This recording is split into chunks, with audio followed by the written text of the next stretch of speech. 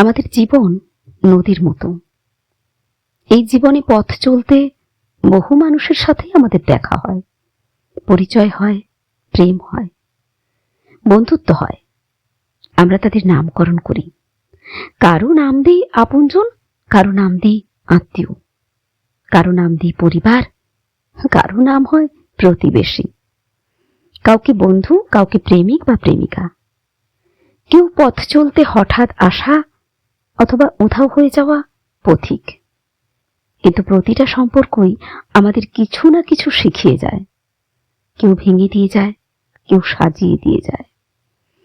আপনি কেমন সেটা যতটা না ইম্পর্টেন্ট, তার চেয়ে অনেক বেশি ইম্পর্টেন্ট আপনি কখন কার সাথে মিশছেন। একটা কথা খুব মানি, এক ফোঁটা জল যখন খারাপ জলে মেশে, সেও ওই খারাপ জলের মতোই দুর্গন্ধ ছড়ায়। আর যখন গঙ্গা জলে পড়ে, সেও গঙ্গা জলের মতোই পবিত্র হয়ে যায়। আমাদের চারপাশের পরিবেশটা ভীষণ ইম্পর্টেন্ট, তাকে সুন্দর রাখা আরো বেশি ইম্পর্টেন্ট।